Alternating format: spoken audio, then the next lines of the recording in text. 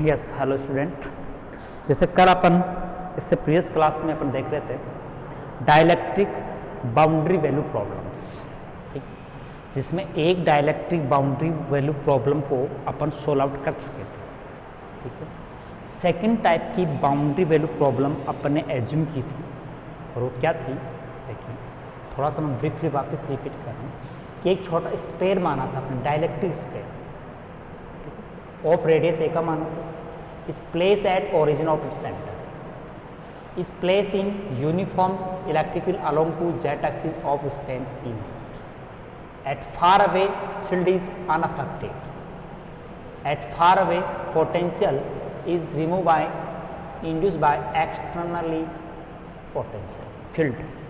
ठीक है, इस टाइप की बाउंड्री कंडीशन में लाप्लासियन इक्वेशन के पॉसिबल सॉल्यूशन को दो रीजन में डिफाइन किया था, r less than a, r greater than a, inside region और आउटसाइड रीजन। दोनों रीजनों के लिए अपन ने पोटेंशियल वेल डिफाइंड सॉल्यूशंस ज्ञान किए थे और जिनकी वैल्यू क्या थी, इनसाइड फंक्शन फाई इन से नाम दिया था आपने, जिसमें सबमिशन इसलिए नहीं किया कि अपन ने ये भी प्रूव कर दिया था बाउंड्री वैल्यू प्रॉब्लम से कि of these solution are valid for the l order में एल बराबर 1 एक्सेप्ट ऑफ एल बराबर 1 are not exist terms in this derivation. L बराबर 1 के अलावा कोई टर्म एग्जिस्ट नहीं थी, तो यहाँ फाइव A1 R और cos थीटा, फाइव आउटसाइड अपने पास B1 जिसकी वैल्यू अपन ने निकाल ली थी, दूसरा value C1 upon r square radial था और एल्थ ऑर्डर फॉर्म में cos थीटा। ये दो ही उस बाउंड्री वैल्यू प्रॉब्लम के बाउंड्री कंडीशंस हैं, अपन ने इनसाइड और आउटसाइड पोटेंशियल फंक्शंस डिराइव कर ली। अब अपने पास यहाँ दो कांस्टेंट हैं A1 और C1, जिनको अपन दो बाउंड्री कंडीशन से कैलकुलेट करेंगे। तो बाउंड्री कंडीशन क्या है कि एट R बराबर A अपनी बाउंड्री है, जहां डाइलेक्ट्रिक और फ्री स्पेस सेपरेट हो रहे हैं। तो tangential component of electric field is just continuous, तो मतलब टेंजेंशियल कंपोनेंट कौन सा होगा, यहाँ पर एक थीटा कंपोनेंट आएगा, एक रेडियल कंपोनेंट आएगा। तो थीटा वाला कंपोनेंट टेंजेंशियल होगा, रेडियल नॉर्मल होगा। तो थीटा वाला टेंजेंशियल के लिए तो 1 upon R del phi in upon del r negative electric field inside at surface R बराबर V and this output minus 1 upon R del phi outside del R at R बराबर A। ये tangential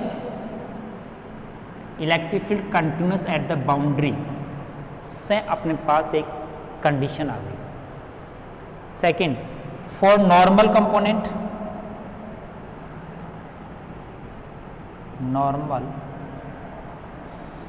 component जिसके लिए D की value continuous होगी, यहाँ free charge density sigma 0 है, तो minus epsilon 1 del phi in del r, normal radial component का होगा, सॉरी यहाँ थीटा कंपोनेंट का होगा।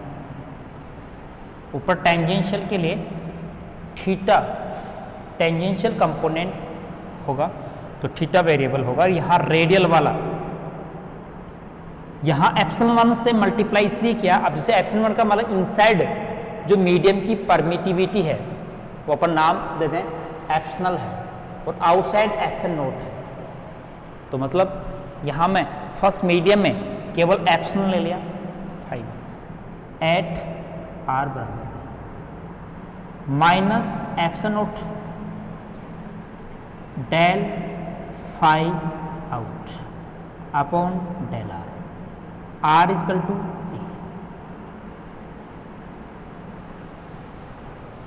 ठीक है,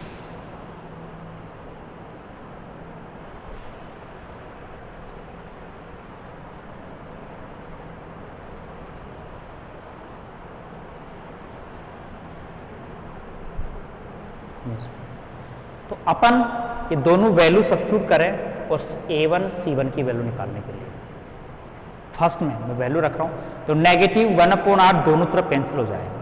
थीटा के रेस्पेक्ट में डिफरेंशिएशन फाई इनका कर रहा हूँ तो कोस थीटा का माइनस साइन थीटा तो -A1 R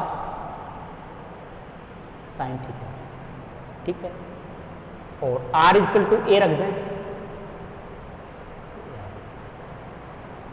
दूसरी तरफ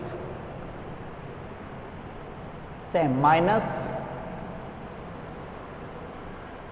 E0 A R की जगह C1/A² और साइन थीटा, डिफ्रेंसिएशन भी कर लिया और R बराबर A की वैल्यू भी रख दी। इस कंडीशन में नेगेटिव से नेगेटिव दोनों तरफ कैंसिल हो जाएगा। साइन थीटा से साइन थीटा अपने पास दोनों तरफ कैंसिल हो जाएगा।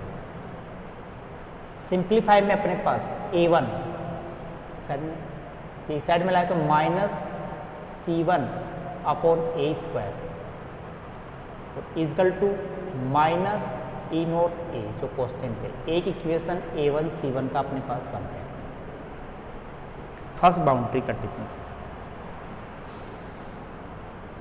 सेकंड बाउंड्री कंडीशन पर अप्लाई करें।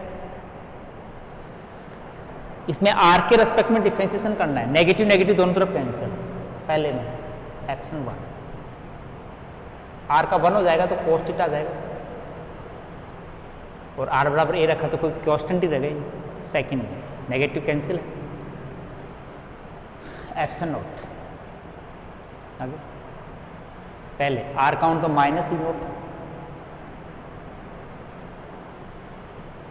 यह आएगा -2/A³ आ जाएगा। पहले डिफरेंशिएशन -2/R³ होगा तो A³ हो जाएगा और C1 और cos थीटा इजिटिव रहेगी। R बराबर A भी रख दिया, डिफरेंशिएशन भी कर दिया, cos थीटा कंपोनेंट कैंसिल। यहाँ पर A1 रह गया था, sorry A1 component, cos theta cancel हो गया। तो देखिए A1 एप्सिलॉन 1 का डिवाइड दे दो उधर, एप्सिलॉन नॉट अपॉन एप्सिलॉन 1। पहले आएगा तो -E0 टर्म आ जाएगी, फिर दूसरी में भी माइनस है, एप्सिलॉन नॉट अपॉन एप्सिलॉन 1 और 2 फैक्टर आएगा C1 और A³ और cos थीटा कैंसिल हो गया। A1 C1 वाली टर्म को एक जगह ले लो फिर वापिस, A1 positive 2 epsilon not epsilon 1, वह एप्सिलॉन 1 का मतलब एप्सिलॉन ही है यहाँ पर अपने पास, एप्सिलॉन A³ ये कोई कांस्टेंट है, C1 equal to minus epsilon naught upon epsilon E0। ये सेकंड रेस्ट्रिक्शन आ गया अपने पास बाउंड्री कंडीशंस। ये दोनों जो कैप्सल वैल्यूज है वो अपने बाउंड्री कंडीशन से फाइंड आउट किया है। क्यों बाउंड्री कंडीशन अप्लाइड की है? A1 और C1 की वैल्यू फाइंड करनी है। बाद में अपना आगे की टास्क तो 5 आउट से होगी, इलेक्ट्रिक फील्ड इंड्यूस पोलराइजेशन जो निकालना है। इन जो capsule equations first and second को सोल्व करके A1 C1 निकालते, तो पहले अपन दोनों को सब्सट्रैक्ट कर लेते हैं ताकि C1 वैल्यू आ जाएगी डायरेक्ट।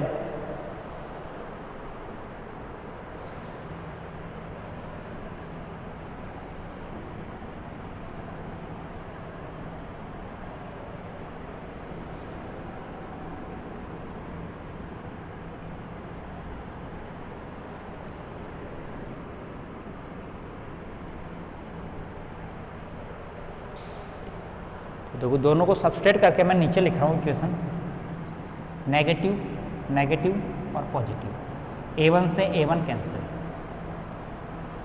ये दोनों नेगेटिव है तो -C1 मैं कॉमन ले लेता हूँ, ब्रैकेट में क्या बचा 1/A² plus 2 epsilon naught upon epsilon A cube equal to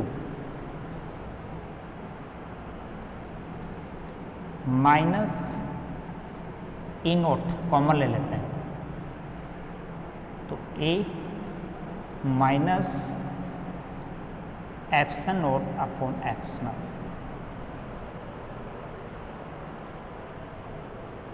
ठीक है, तो वैल्यू ऑफ C1 यहाँ इस इक्वेशन को मैं यहाँ सॉल्व आउट कर रहा हूँ, नेगेटिव कैंसिल हो गया, C1 इजकल टू ऊपर ई नोट और ए माइनस, एक डायलेक्ट्रिक कांस्टेंट टर्म में एप्सिलॉन आर में लिख लेता हूँ उसको, epsilon upon epsilon naught is dielectric constant epsilon r. ठीक है, डिवाइड देंगे 1 अपॉन ए स्क्वायर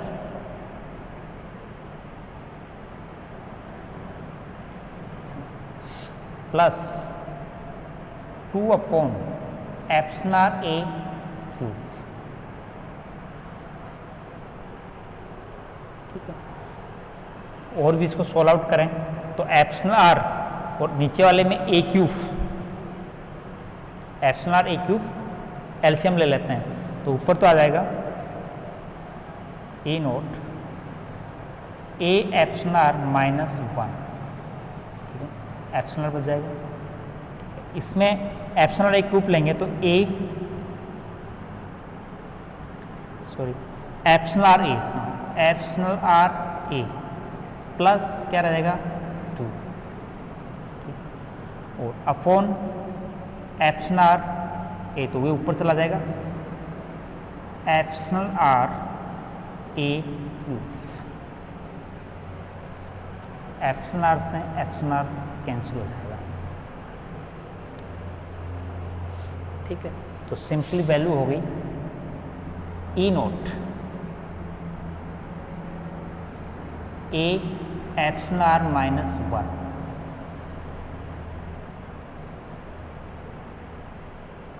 ठीक है अपॉन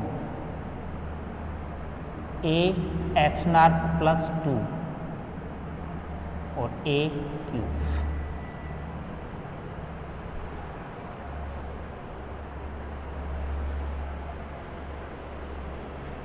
तो देखो किसी एक इक्वेशन में C1 की वैल्यू रख के A1 निकाल लेते हैं, तो ऊपर वाली इक्वेशन फर्स्ट में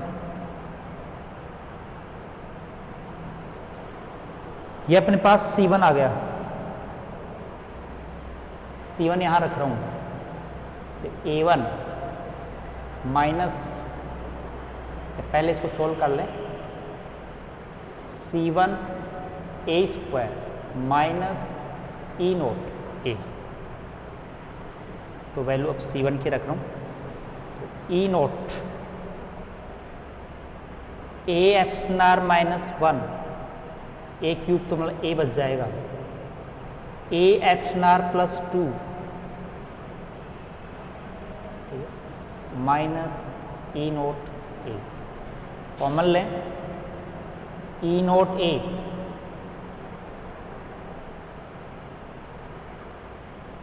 तो आ जाएगा a epsilon are minus 1 upon A epsilon are plus 2 minus 1। ठीक, इसका सोल्व आउट देखिए, एलसीएम लेके ई नोट ए, वहां ऊपर एलसीएम ए आर एप्सिलॉन प्लस 2 आ जाएगा, तो एप्सिलॉन प्लस 2 आ जाएगा, तो ए आर एप्सिलॉन आर तो कैंसिल हो जाएगा, माइनस 2 हो जाएगा, और माइनस 2 माइनस 1 माइनस 3, तो इसकी वैल्यू माइनस 3 आ गई ऊपर, और ए आर प्लस 2 नीचे रहेगा, मतलब है minus 3a E naught upon a r epsilon are plus 2, ये अपने पास A1 की वैल्यू आ गई।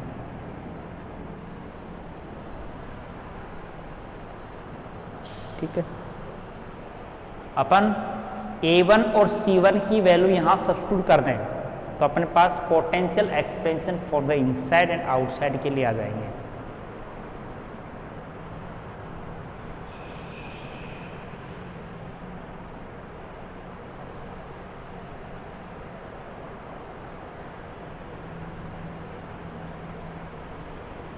तो देखो फाई 1 पहले निकालते हैं। Phi inside region potential, A1 की वैल्यू क्या है अपने पास, ये -3A E naught upon AR A epsilon +2 into R cos theta. दूसरा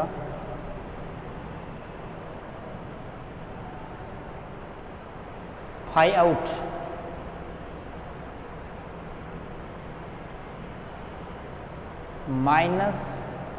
-E नोट R, ये पॉजिटिव रही, प्लस C1 की value E naught A epsilon -1 A cube A epsilon +2 A cube आ गए, C1 की value complete upon R square, और फिर दोनों के मल्टीप्लाई में है cos थीटा। जो आउटसाइड वाले पोटेंशियल एक्सपेंशन को दो टर्म में लिख सकते हैं, E naught R cos theta plus E naught A epsilon -1 A cube cos theta upon A epsilon +2 upon R square, जैसे KP cos theta upon R square due to the dipole potential. तो outside में जो दो terms आ रही है, इनका क्या physical meaning है। तो इनसाइड में जो पोटेंशियल्स है वो अपने पास नेगेटिव फॉर्म में आ रहा है, ठीक है, लेकिन अपने पास जस्ट अपोजिट को डाइपोल मोमेंट प्रोड्यूस होगा, ठीक है। लेकिन यहाँ जो आउटसाइड में है वो देखिए E naught R cos theta potential due to external applied field, और second term potential due to the polarization induced dipole moment in the sphere या ऑन द बाउंड्री। और सेकेंड टर्म की जो सेकेंड टर्म पोटेंशियल टर्म है, और वो किसके कारण इंक्लूड है कि अपने पास जो डाइलेक्ट्रिक स्पेयर है उसको जब अपन ने इलेक्ट्रिक फील्ड में रखा तो पोलराइजेशन से उसमें डाइपोल मोमेंट इंड्यूस हो गया, और वो डाइपोल मोमेंट इंड्यूस होने से यहाँ पोटेंशियल टर्म एग्जिस्ट हो गई। तो नियर टू अबाउट फील्ड क्या हो गया, इफेक्टिव हो गया। तो of dipole moment, induce dipole moment in the sphere we can calculate by the comparing the equation of dipole potential expansion। Dipole potential expansion क्या होता है, KP cos theta upon R square.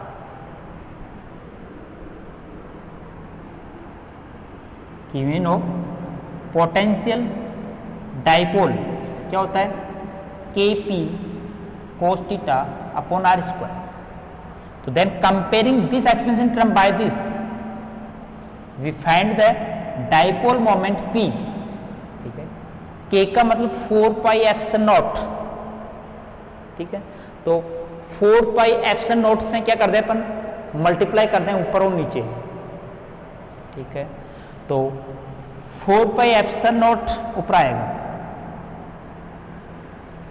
आगे E not आएगा, ठीक है, A epsilon -1 आएगा, A cube आएगा, coast का तो नहीं आएगा, अपॉन A एप्सिलॉन +2 भी टर्म आएगा। तो मतलब ये डाइपोल मोमेंट हो गया कि अपन ने जो डाइलेक्ट्रिक बाउंड्री वैल्यू प्रॉब्लम में जो स्पेयर डाइलेक्ट्रिक स्पेयर एज्यूम किया है, उस डाइपोल स्पेयर में due to polarisation induced dipole moment is given by this expansion term, is find by the outside potential expansion in the second term is induced due to the potential dipole potential, और dipole potential expansion potential is the given by the standard formula Kp cost upon r square, then comparing this expansion by this is given the P is equal to this value. ठीक है, आगे अपन ठीक है, यहाँ तो इसका थोड़ा सा एनालिसिस अपन कर ले। आगे अपना टारगेट उस बाउंड्री के ऊपर induce polarisation charge density find out करना है।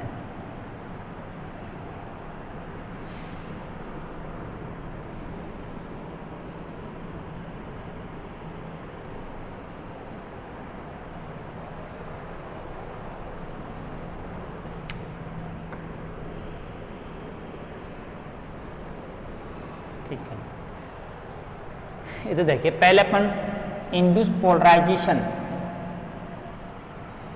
D polarization equal to minus P2 minus P1 polarization dot N, और वो भी 1 से 2 नॉर्मल की ओर, मतलब इनसाइड से आउटसाइड की ओर कोई नॉर्मल वेक्टर है, मतलब P inside E1 inside P2 outside. तो मैं लिख सकता हूँ P आउटसाइड पोलराइजेशन और P इन इनसाइड पोलराइजेशन और उसका नॉर्मल कंपोनेंट। तो अपन जानते हैं कि P is the chi epsilon naught E, या काई का अपन एप्सिलॉन आर से रिलेशन जानते हैं, epsilon minus 1 epsilon naught E। तो इसके अकॉर्डिंग अपन P इन कैसे निकालेंगे, epsilon are minus 1 epsilon not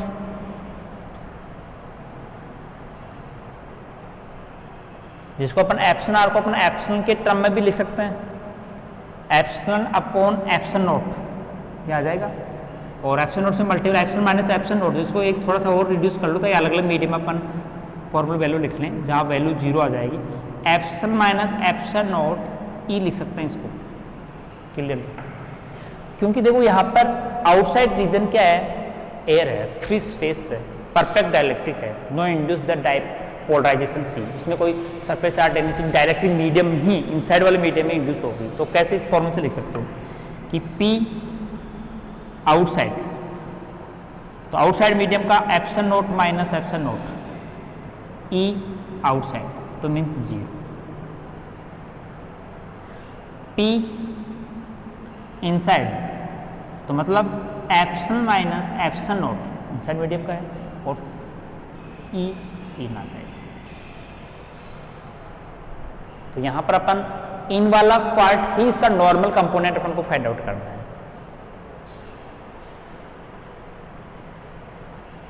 at boundary, वो भी induce surface charge density at the boundary R बराबर A पर।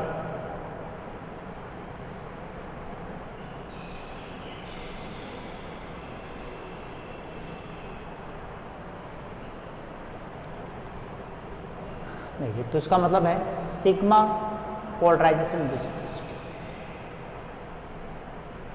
केवल P इनसाइड नॉर्मल के पे,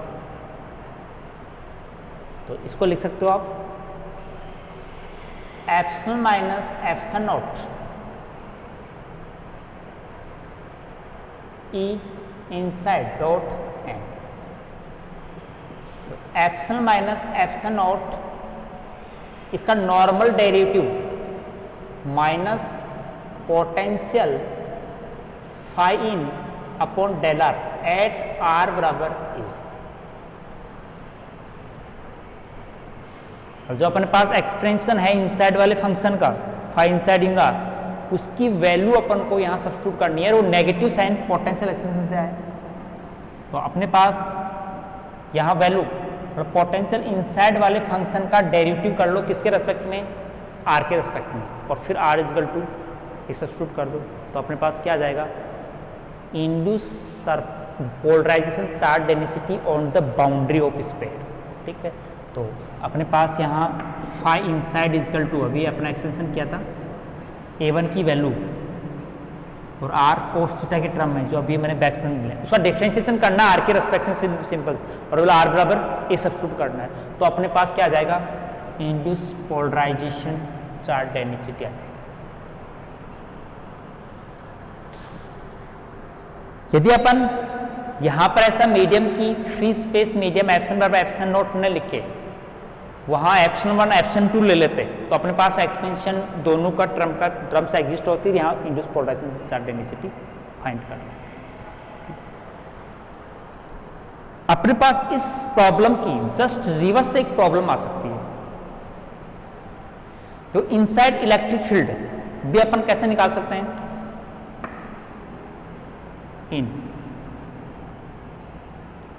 यहां दोनों कंपोनेंट फाइंड करना में यहां स्पेशल तो डेल पोटेंशियल फाई इनसाइड निकाल सकते हैं। नॉर्मल कंपोनेंट में निकालें या अपन दोनों कंपोनेंट में निकालें तो आर के del phi upon del r plus theta कैफ upon r del phi in upon del r. दोनों पोटेंशियल एक्सपेंशन टर्म अपन इनसाइड आउटसाइड में निकालना चाहते हो, आउटसाइड में निकालना चाहते हो। तो ऐसे अपन ये जो टास्क है, एक dielectric sphere uniform electric field में प्लेस हो तो उस पर इंड्यूस पोलराइजेशन चार्ज डेंसिटी और पोटेंशियल की टर्म्स एक्सपेंड को अपन फाइंड कर सकते हैं। इसकी एक जस्ट रिवर्स प्रॉब्लम हो सकती है। अब जस्ट रिवर्स प्रॉब्लम का मतलब कि अपना आउटर रीजन डाइलेक्ट्रिक है और इनसाइड रीजन एक फ्री स्पेस कैविटी है। इस एक्सप्रेशन में क्या चेंज करना होगा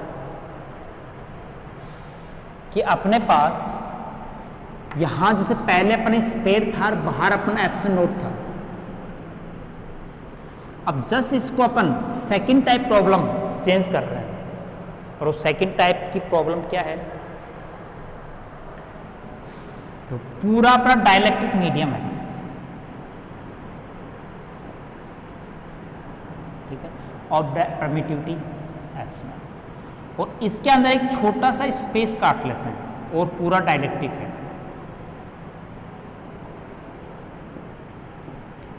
और वो है आर रेडियस का, आर बराबर ए रेडियस का, जहां अंदर परमिटिविटी कितनी है? एप्सिलॉन। मतलब पहले वाले में स्पेयर डाइलेक्ट्रिक था, आउटर रीजन अमोडेड रीजन्स क्या था? Free space. और यहाँ जस्ट रिवर्स ले रहे हैं कि अपना जो मीडियम इनसाइड जो केविटी वो डाइलेक्ट्रिक मीडियम में है, और अब इसके ऊपर क्या कर दिया? Uniform electric field E not applied कर दिया।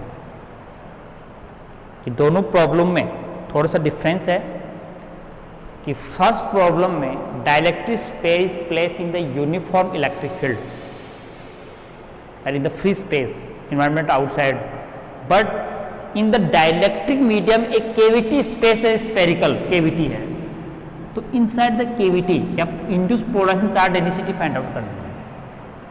तो अपने पास जो पहले वाले आर्टिकल प्रॉब्लम थी उसमें जो भी एक्सप्रेशन आया उस एक्सप्रेशन में क्या करना है?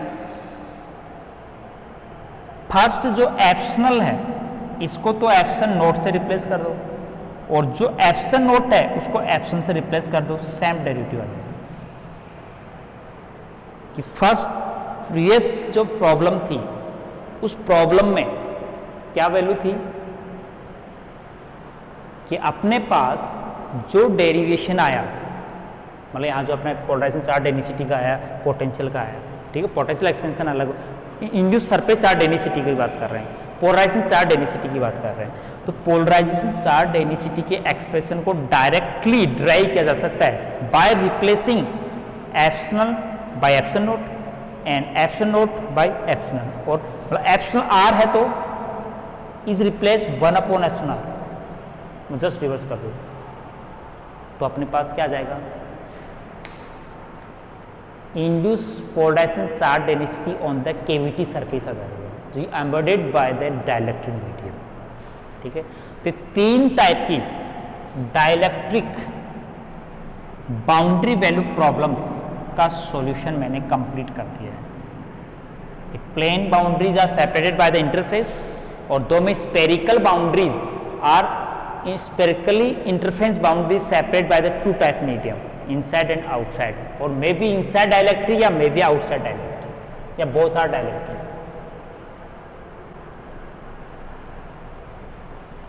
ये डायलैक्ट्रिक प्रॉब्लम्स की 3 प्रॉब्लम्स आप सोल्व करना है। अपने पास नेक्स्ट एक एटम पोलराइजेबिलिटी मॉडल आता है। पोलराइजेबिलिटी से क्या मीनिंग आपका?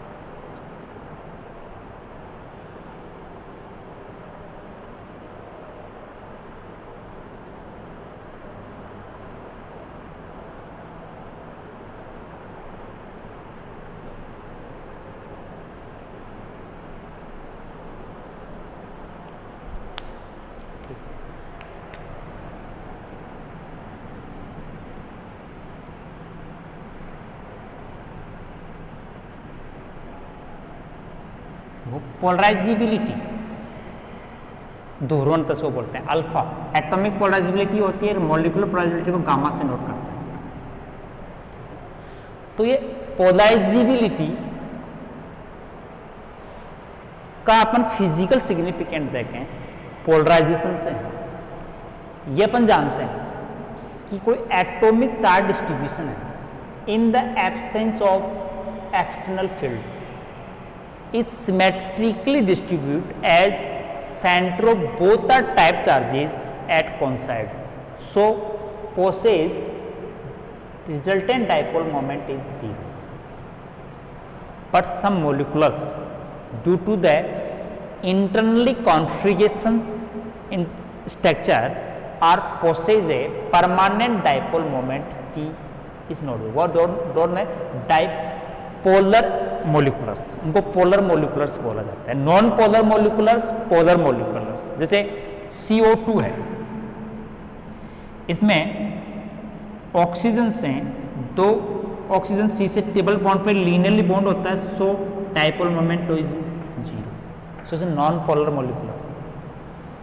बट इन H2O में क्या होता है, हाइड्रोजन का ऑक्सीजन से एक finite 1/8 degree size configuration structure होता है, सो ये resultant dipole moment P is the possess not 0। तो पोलर मोलिकुलर है, HCl पोलर मोलिकुलर है, ठीक है। तो अपन एक नॉन पोलर और पोलर मोलिकुलर्स के मीडियम को अपन परमानेंट मोमेंट वाले मीडियम बोलते हैं। और यहाँ some but atomically some type molecular also have the not dipole moment, but atomic structure according to Bohr model, electrons are the revolve around to the nucleus in the stable orbit. So center of these revolving electrons is the center of the proton या positive charge nucleus. So not possess the dipole moment in absence of field. ये होता है। लेकिन यदि अपन electric field दो किसी medium पर, medium में पोलराइजेबिलिटी फेनोमेना या पोलराइजेशन से डाइपोल मोमेंट इंड्यूस होना का 2 प्रोसेस हो सकती है। किसी मीडियम में क्या बात करूं कि मीडियम 2 टाइप के एग्जिस्ट है, लेकिन कई बार अपन ऐसा देखते हैं कि एटम का dipole moment in the absence field 0 होता है, नॉन पोलर एटम का भी 0 होता है, but polar atoms have that finite dipole moment, but of this medium are also behaving as a non-dipole due to the random thermally orientation या randomly distribution of molecules as such are cancel each other dipole moment, so resultant dipole moment of this medium also 0। तो मतलब सबका ही dipole moment in the absence of electric field पूरे medium का क्या है, 0। लेकिन जब इलेक्ट्रिक फील्ड अप्लाइड करते हैं तो उस मीडियम में 2 टाइप से डाइपोल मोमेंट इंड्यूस होता है। कैसे कैसे? पहला है due to disturbance,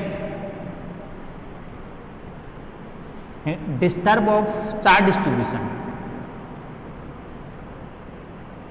disturb of charge distribution of atom या मोलिकुलर। कि चार्ज का जो डिस्ट्रीब्यूशन था पहले वो इस टाइप से था कि both are charges centres are coincide each other, so resultant dipole moment zero, but in the by the applying of field the charge distribution is disturbed, so are separated by small distance of centers of both are charges due to induce a finite dipole moment in the atom या molecular। तो पहला process है disturb of the charge distribution. दूसरा हो सकता है उस medium में चार्ज डिस्ट्रीब्यूशन डिस्टर्ब तो नहीं हो रहा हो, लेकिन पोलर मोलिकुलर्स का मीडियम है जो रैंडमली डिस्ट्रीब्यूट है, तो linearly align of random distribution of polar moleculars due to linear alignment बोल रहे हैं, लाइनअप इसको बोल सकते हैं, lineup of permanent polar molecules, permanent dipole moment मोलिकुलर्स।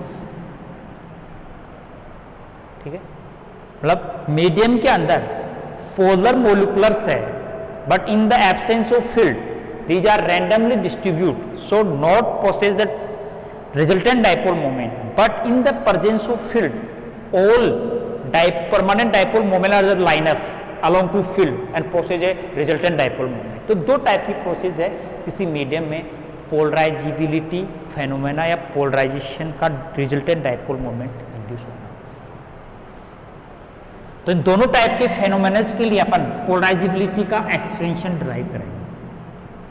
तो सिंपल से अपन पहले पोलराइजिबिलिटी की डायमेंशन क्या होती है वो डिफाइन कर लें।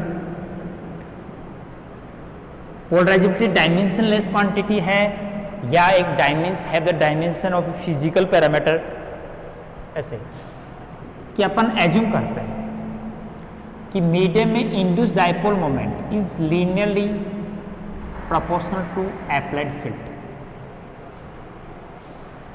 Is localise field. इससे एक एटम की बात हो तो एक एटम पर रिजल्टेंट फील्ड, जैसे अपन क्लाउसियस मोसर्टी फील्ड में लोकलाइज फील्ड की बात करेंगे, मतलब माइक्रो फील्ड की बात करके, मैक्रोस्कोपी नहीं, पूरे मीडियम का ऑल ओवरेज हो, EL से नोट करता है, लोकलाइज फील्ड के ऊपर लीनियर लैंप होता है। तो यहां जो कांस्टेंट लगता है अल्फा, यही पोलराइजेबिलिटी होती है और एटॉमिक पोलराइजेबिलिटी बोलते हैं इसको। लेकिन मॉलिक्यूलर के अंदर अपन इसका डेफिनेशन डिफाइन करते हैं, तो मॉलिक्यूलर्स के लिए अपने एक पैरामीटर एप्सिलॉन नोट का होता है, वो एक्स्ट्रा नेट होता है। तो अल्फा इजकल टू क्या हो गया, dipole moment upon electric field, तो means have the dimension a finite value. जैसे डाइपोल मोमेंट की डायमेंशन क्या होती है, dipole moment distance into charge, तो मतलब कूलम इनटू मीटर, और यहाँ वोल्ट पर मीटर। ठीक, तो अपन एक फाइनाइट वैल्यू पोलराइजेबिलिटी की आएगा।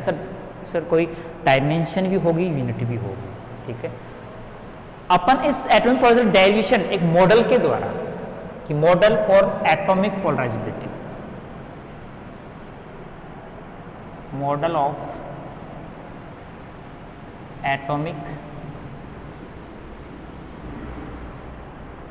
Polarisability,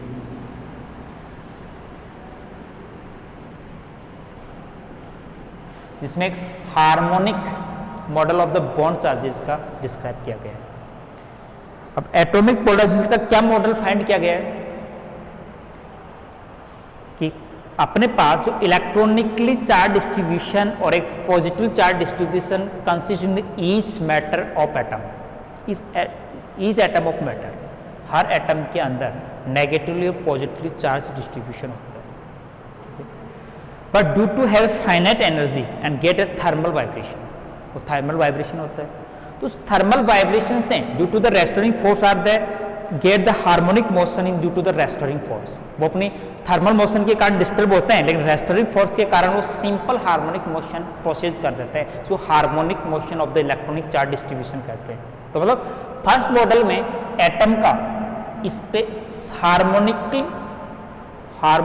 हार्मोनिकल motion of the discharge distribution of the atom, कि मान लें कि जो डाइपोल मोमेंट इंड्यूस होता है वो हार्मोनिकल मोशन से होता है उस मैटर के चार्ज डिस्ट्रीब्यूशन के। तो एक एटम में जैसे अपन पॉजिटिव नेगेटिव चार्ज की बात करें तो हार्मोनिक मोशन कौन करेगा? तो पॉजिटिव हैवी है, इलेक्ट्रॉन थोड़ा लाइट पार्टिकल है। इलेक्ट्रॉन पॉजिटिव आयन से थोड़ा डिस्प्लेस हो due to the external disturbance, but by the electroattraction force again to restoring force again to go in initial direction. तो continuously by to this force of external value it get a harmonic motion about to एक equilibrium position. तो इसको harmonically motion का एक model proposal किया गया, जिसमें क्या होता है कि जो फोर्स है harmonic restoring force on the atom is the given bye minus के एक्स बोलते हैं अपन, कि if the electron is displaced by equilibrium position at by value x, then force is restoring minus kx. अब उसकी angular frequency यदि omega है, is the mass is m है, और ओमेगा नोट में नोट करते हैं, then propagation constant k is equal to m naught omega square. तो by means the restoring force harmonically motion of the charge distribution of atom is the model for the atomic polarizability, कि अपने पोलरारिटी का reason harmonic motion से show कर रहे हैं।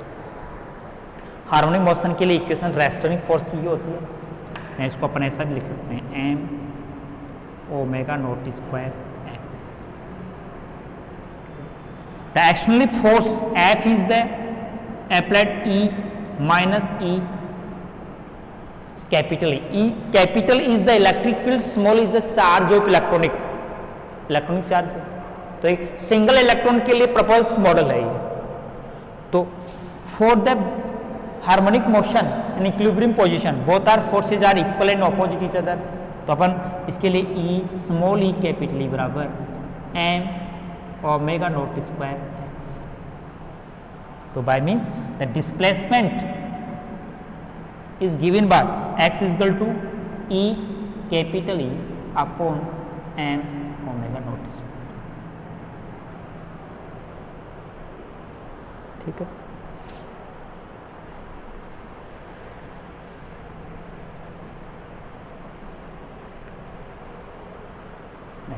यदि अपने पास इलेक्ट्रॉनिक चार्ज डिस्ट्रीब्यूशन का हार्मोनिक मोशन से एट टाइम t पर डिस्प्लेसमेंट या एवरेज वेल डिस्प्लेस्ड x है, तो induced dipole moment p due to this harmonic motion is charge E into x, charge into displacement dipole moment along to electric field. ये direction किसे होगा?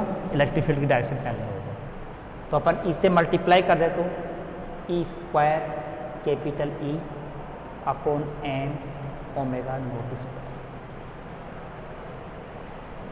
Induced dipole moment is the harmonic motion of this electronic charge in the atom is given by the E square capital E upon m omega naught square. Polarizability alpha is equal to P upon E लिख सकते हैं, तो मतलब E square upon m omega naught square. Let consider in the whole medium all electronic distribution of each consist atoms are not uniformly oscillated but varies a finite frequency and mass distribution। मान लो कि एक medium में होमोजेनियसली distribution नहीं है charge का या मास का, तो इलेक्ट्रॉनिक चार्ज तो हर एटम में होता है, चाहे वो हीलियम का होगा तो भी होगा, लिथियम का होगा तो भी होगा। तो अपन यहां मान लें कि एक ith एटम है, ठीक है, of mass is mi, of angular frequency of omega naught I, ठीक है। इलेक्ट्रॉनिक और single electronic charge is the E, same रहेगा। तो for the molecular polarizability gamma, ये गामा में अल्फा में depend atomic polarizability, molecular polarizability is defined as the 1/ε0 एक parameter extra देते हैं, और summation E square M I omega naught I का स्क्वायर। ये समीशन अपने पास कि जो अपने पास डिस्ट्रीब्यूट है एटम्स है वो मीडियम के अंदर non uniformly different to mass ith particle M I mass का है ओमेगा नॉट आई। तो अपने पास ये कंप्लीट जो समीशन टर्म है वो मोलिकुलर पोलराइजेबिलिटी को एक्सप्लेन करता है। ठीक है, इसमें थर्मल एजिटेशन का इफेक्ट भी आता है। तो थर्मल एजिटेशन का मतलब अपन कह सकते हैं कि जो अपने थर्मली एक एटम के अंदर थर्मल एनर्जी कंसिडर होती है, टेम्परेचर वेरिएशन होता है मीडियम का, तो टेम्परेचर वेरिएशन होने से उसमें थर्मल वाइब्रेशन होने लगते हैं। तो थर्मल वाइब्रेशन से उसका जो एलाइनमेंट है वो डिस्टर्ब हो जाता है। तो थर्मल वाइब्रेशन के एलाइनमेंट से क्या मोलिकुलर पोलराइजेबिलिटी इफेक्टिव होगी? कि अपने पास यहाँ नॉन पोलर्स के लिए, किसके लिए? नॉन पोलर मीडियम के लिए बात कर रहे हैं। पोलर मीडियम के लिए तो अलग से बात करेंगे। नॉन पोलर जो एक्सटर्नल फील्ड के चार्ज डिस्टर्बेंस से पोलराइजेबिलिटी या पोलराइजेशन इंड्यूस हो रहा है, उस पहले वाले फैक्टर की बात कर रहे हैं। तो इसमें थर्मल एजिटेशन का क्या इफेक्ट हो सकता है और थर्मल एजिटेशन इफेक्ट कैसे निकाल सकते हैं? वो भी अपने पास एक फॉर्मूला होता है कि यदि अपने पास एनर्जी, जैसे अपन हैमिल्टनियन एनर्जी की बात करें, हैमिल्टनियन क्या होता है? Total energy due to the self motion of motion and due to the external field, total energy Hamiltonian operator energy. Hamiltonian को डिफाइन करके मुझे एक मान लो कि एक जो एटम है have the total energy is sum of kinetic potential restoring जो अपना फील्ड के कारण and due to energy external field. तो in the thermal agitation is consider then is include the Hamiltonian operator. ठीक है, हैमिल्टनियन ऑपरेटर इज डिफाइंड, जैसे अपन S note से पहले ऐसे लेते हैं एस नोट, और एक्सटर्नल फील्ड का अपन ई जेड, और अपन कोऑर्डिनेट मान लो कि जेड डायरेक्शन में इलेक्ट्रिक फील्ड लग रहा है, एक्स डायरेक्शन में तो एक्स। ठीक है, तो ई स्मॉल ई कैपिटल ई, ये क्या हो गई? एनर्जी, वर्क डन, और फोर्स इनटू डिस्प्लेसमेंट लीनियरली अपने पास फोर्स है। एस नोट की टर्म में क्या क्या आएगा अपने पास? P square upon 2m kinetic energy, half K Z square जो अपने पास रेस्टोरिंग एनर्जी फोर्स होता है, E H Z upon Z. तो अपने पास मान लें कि जो हार्मोनिकली जो मोशन जो अपने पास इस टाइप का काइनेटिक और पोटेंशियल एनर्जी का एक्सप्रेशन है वो किसी अलग कोऑर्डिनेट फ्रेम में है, एक्स डायरेक्शन में है, और एप्लाइड फील्ड जेड डायरेक्शन में है, तो उस कंडीशन में अपने पास यहाँ इस एनर्जी का इफेक्टेंस अपने पास एक्सटर्नली वाइब्रेशन के इफेक्ट पर कोई इफेक्ट नहीं होगा, लेकिन लीनियरली होगा तो डिस्टर्बेंस होगा। मतलब थर्मल एजिटेशन में all over total average non affected the atomic polarisability if atom distribution are non polar. Non polar है, थर्मल एजिटेशन है, तो अपने पास जो उसकी एवरेज वैल्यू है वो एलिमेंट जो अपने पास मोलिकुलर पोलराइजेबिलिटी पर इफेक्टेंस नहीं प्रोड्यूस करता है। लेकिन पोलर एटम सब कंसिडर होंगे तब अपने पास इसका थर्मल है। जैसे कैसे वैल्यू निकालते हैं? एवरेज वैल्यू, जो एवरेज वैल्यू निकालने के लिए डाइपोल मोमेंट की एवरेज वैल्यू निकालनी है अपन, ठीक है, और अलोंग टू जेड डायरेक्शन निकालना है। यहाँ इंटीग्रेशन मान लो 3 डायमेंशनल इंटीग्रेशन अपने पास कोई फंक्शन है, ठीक है, तो यहाँ फंक्शन कौन सा ले लें अपन? जैसे प्रोबेबल फंक्शन मान लें कि एफ एच है, ठीक है, और यहाँ ई जेड जो डाइपोल मोमेंट का पार्ट है जेड डायरेक्शन में, ठीक है, तो यहाँ डी वॉल्यूम अपने पास डी जेड ले लें, ठीक है, तो यहाँ 3 डायमेंशनल तो d z d x d y d z Cartesian coordinate में मैं यहाँ पर वॉल्यूम इंटीग्रेशन ले लेता हूँ, ऑल पॉसिबल, और नीचे अपने पास यहाँ थर्मल फंक्शन एफ एस का वो वॉल्यूम इंटीग्रेशन ले लेते हैं। इसको अपन कहते हैं एक्सपेक्टेशन वैल्यू के फॉर्म में कि एग्जैक्ट वैल्यू निकालना, मतलब डाइपोल मोमेंट की जो एफ एस है वो प्रोबेबल फंक्शन है इन एस हैमिल्टनियन में, मतलब probability of distribution particles as value for the Hamilton H, जिसको अपन डिस्ट्रीब्यूट पार्टिकल प्रोबेबिलिटी भी नोट करते हैं, ठीक है। तो इस टाइप से इसकी जो वैल्यू कोऑर्डिनेट सिस्टम में निकालते हैं तो एवरेज वैल्यू सेम डिफाइंड होती है जितना अपन एक एटॉमिक पोलर चार्ज डिस्ट्रीब्यूशन करते हैं। तो बस थर्मल डिस्ट्रीब्यूशन का, ठीक है, एजिटेशन का नॉन पोलर मीडियम पर तो अपन कोऑर्डिनेट ट्रांसफॉर्मेशन के द्वारा प्रूफ कर सकते हैं कि नॉन इफेक्टिव, पर पोलर मॉलिक्यूल से सेकंड टाइप ऑफ पोलराइजेशन अपन पढ़ रहे हैं। सेकंड टाइप ऑफ पोलराइजेशन क्या था? By the lineup of randomly distribution of polar atoms. ये तो नॉन पोलर एटम मीडियम था अपने पास, मतलब पहले से हाइड्रोजन है, सॉरी वाटर मॉलिक्यूलर्स है, HCl मॉलिक्यूलर है, ये क्या है? Have the permanent dipole moment. तो इनके in the absence of field due to the randomly distribution are not possess the dipole moment, but in the presence of the field due to the lineup of these polarize या polar atoms possess a resultant dipole moment in the medium.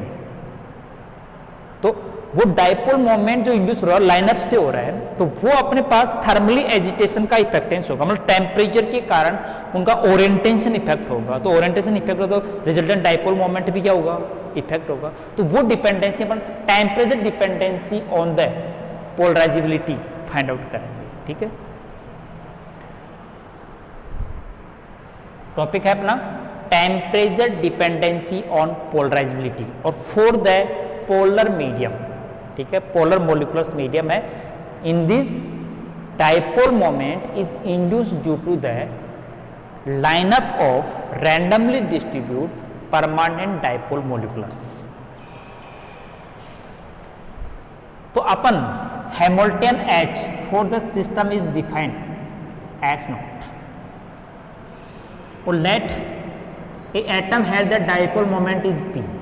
कोई एक atom की बात करें, एक permanent dipole moment medium है जिसमें एक एटम का डाइपोल मोमेंट कितना है?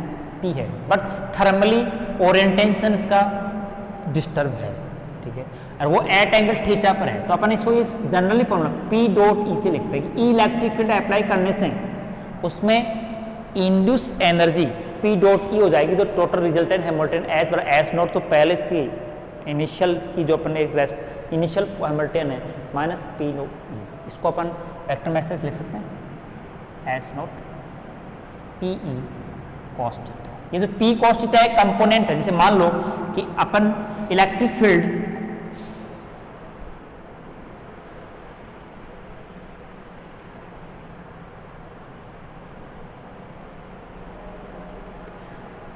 इलेक्ट्रिक फील्ड अपने यहाँ पर कोई एटम्स है, कोई डाइपोल मोमेंट U है, एडजस्ट U है, कोई एडजस्ट U। मान लो किसी एक डाइपोल मोमेंट, सब में डाइपोल मोमेंट P है, लेकिन ओरिएंटेशन सबका क्या है? डिफरेंस है।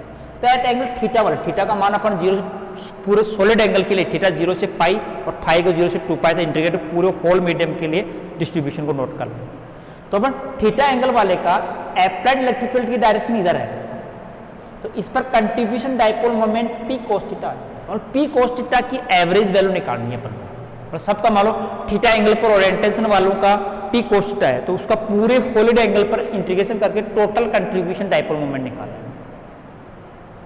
तो अपन हैमिल्टन के क्रम में जो probability function FH by the Maxwell Boltzmann distribution के अकॉर्डिंग इसकी वैल्यू, चाहे अपन एक कांस्टेंट F नॉट भी दे सकते हैं, F नॉट E की पावर H अपॉन KT, ठीक है, तो माइनस में आएगा minus H upon K, total energy E upon KT भी लिखते हैं। यहाँ K is the Boltzmann constant, T is the temperature, S is the Hamilton total energy.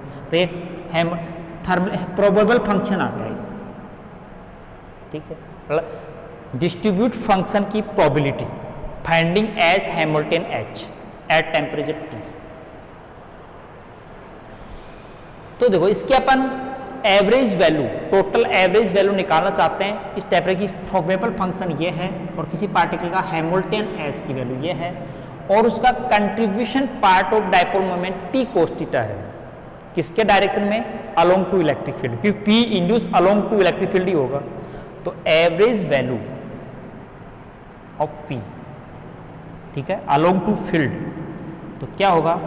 मैं यहाँ क्लोज इंटीग्रेशन, और जो अपने पास P cos थीटा है इसकी वैल्यू निकालनी है एवरेज, इसको एफ एस से मल्टीप्लाई कर दें, ठीक है, और पूरे टोटल सॉलिड एंगल पर इंटीग्रेट कर दें, और नीचे एफ एस को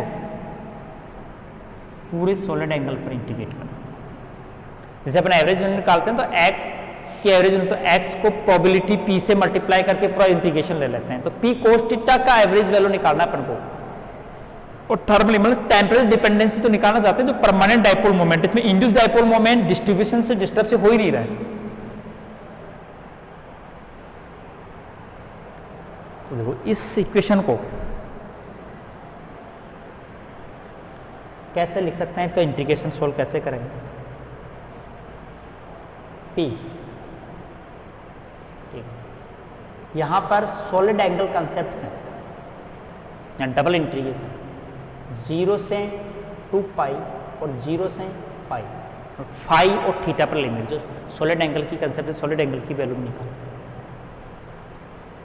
एफ नोट का एफ नोट ई की power minus H upon K T, और P कॉस थीटा, और डी ओम की value sine theta, D theta और D phi.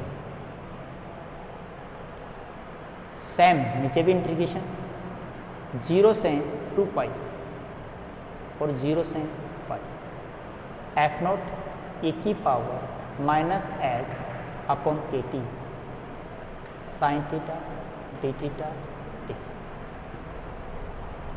Phi. Solid angle concept से सॉलिड एंगल डी ओम की value sine theta D theta D phi होता है, वह theta varies from पूरे होल स्पेस के लिए 3 डायमेंशनली मतलब होता है, यहाँ रैंडमली डिस्ट्रीब्यूटेड इन 3 डायमेंशनली, तो अपने पास सॉलिड एंगल पर कंप्लीटली ओरिएंटेशन पिकअप ले लिया। वैल्यू एस की value S note minus P E cos theta,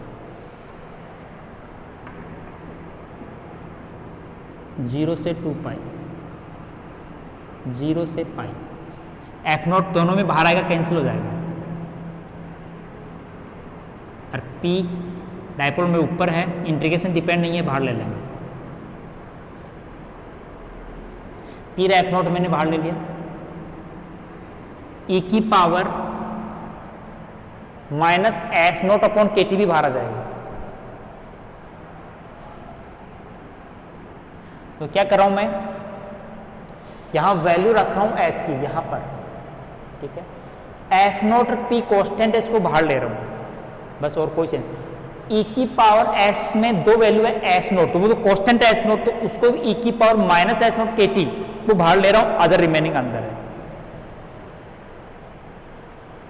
तो पी एफ नोट ई की power minus S naught upon K T, integration 0 से 2 पाई, 0 से पाई, क्या बचा है, ई की पावर माइनस माइनस कॉस्ट हो जाएगा, P E cos theta upon K T, यहाँ cos theta sine theta T theta T phi, नीचे एफ नोट ई की power minus S naught upon K T, इसमें भी कॉमन आ जाएगा,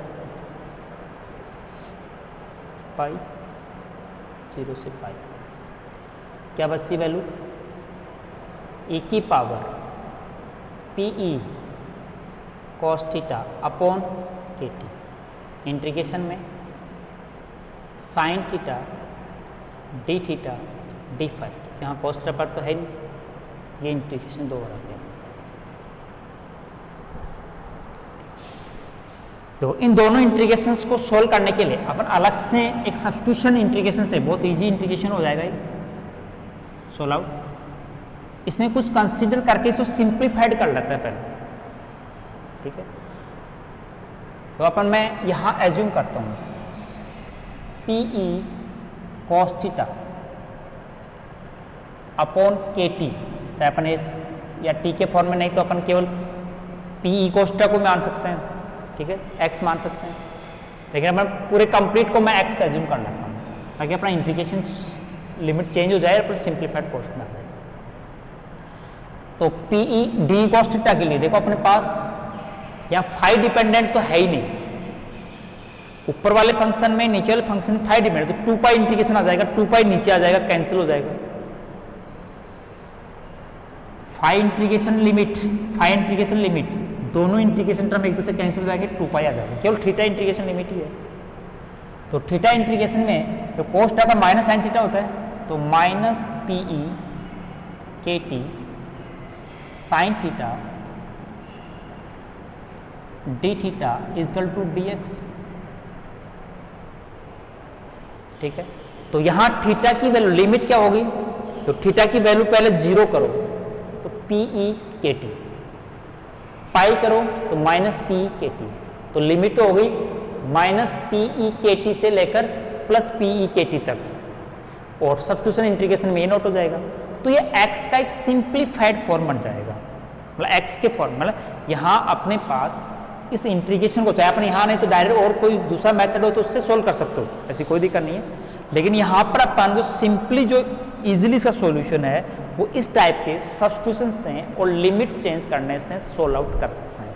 ठीक है, तो आप इसको क्या करना है, एक बार फिर रिपीट कर देता हूँ।